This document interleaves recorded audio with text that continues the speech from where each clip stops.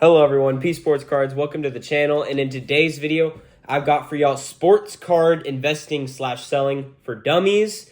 Whether you're a seasoned veteran in the hobby or you're just starting out, this video is going to have tons of tips and tricks for you to learn more about the hobby. So without further ado, let's jump right into it.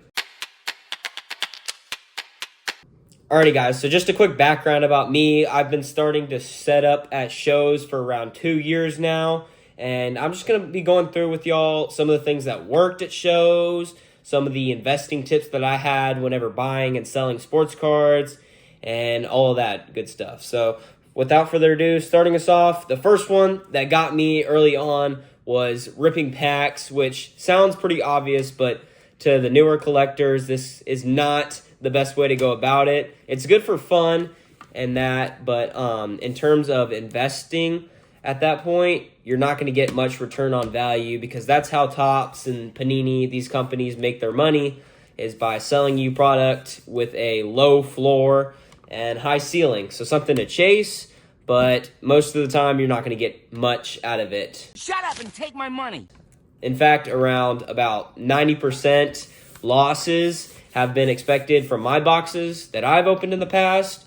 So that's the first one, pretty obvious, but stay away from ripping packs. It's fun to do every now and then, but if you're trying to make money in the sports card hobby, make sure to stay away from that. Second, this is a bit more niche, but for sports at least, make sure that when you're buying college cards, so if a player's college uniform and college numbers are on there, make sure to kind of stay away or price down on that kind of stuff because they tend to hold less value than the actual regular NFL jerseys do, or MLB with college or whatnot. But so that's tip number 1/2, is to watch out for college and stuff like that, because football cards, that'll definitely get you if you're buying at a high price.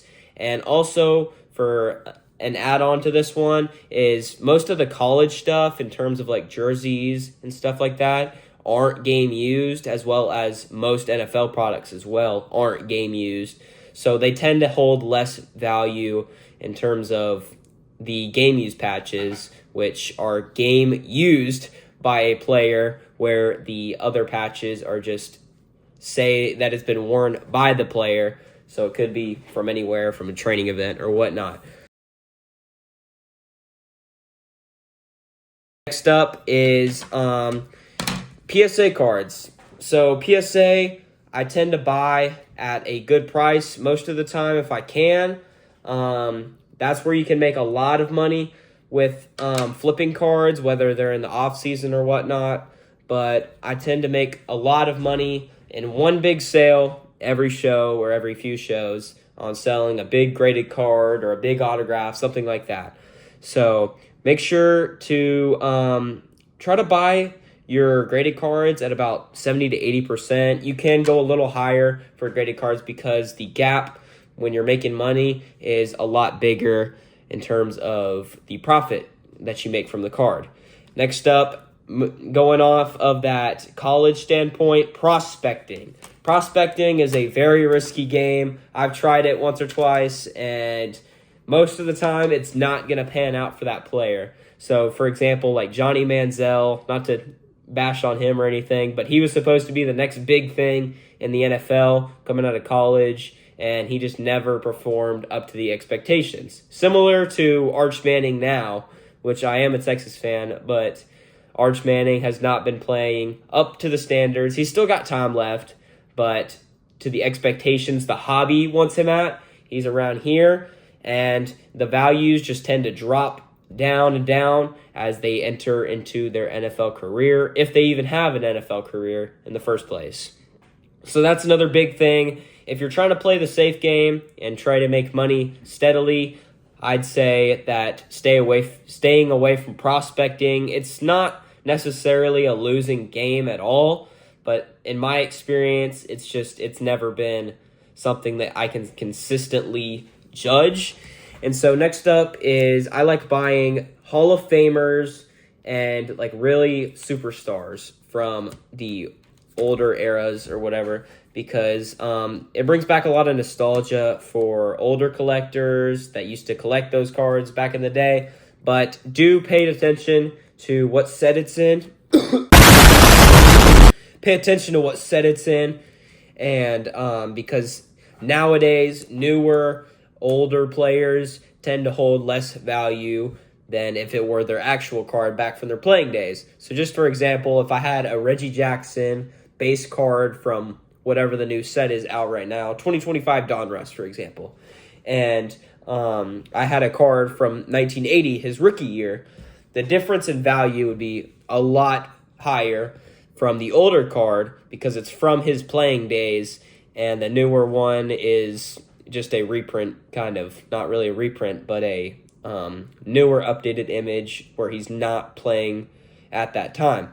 So I'd stay away from that. It gets a lot of newer collectors when they're like, hey, I got a Michael Jordan, but it's from like a new set, and it's only worth like $1. So stay away from that if you're new to the hobby, and that's a big thing too that gets newer collectors. And so next up, for basketball as well and other grading. So we had PSA over here, and then other graders such as SCG and Beckett are the other big ones to pay attention to. They often grade in different styles. So the SCG ones are always going to be in black slabs. The PSA ones are in white and red, I believe. And then Beckett's a clear and a black case as well. So, but tend to hold the value less, even if it's the same card and the same grade. An SCG 10 is different from a PSA 10 in terms of the overall value, which can be substantial in the long run. And then as well as don't necessarily buy into the hype whenever players, this is just Stephon Castle, for example, but don't buy a player's cards necessarily whenever they're at their peak price. So if Stephon Castle just had a double-double or just set some kind of crazy record, his prices are going to be up here. But I want to buy the card right here. I'd have to wait till the off season or he gets injured or something like that. Not saying anything like that I would want to happen to any player, but in terms of value, you want it to wait till it gets down here so that you can buy down here and be able to sell it right here whenever the season comes or he plays in a great game or something like that. So that's my tips for now. Thank you all for watching. Make sure to like and subscribe to P Sports Cards on YouTube. And we're almost we're working to 250 subscribers right now. So if you can, subscribe and have a great rest of your day.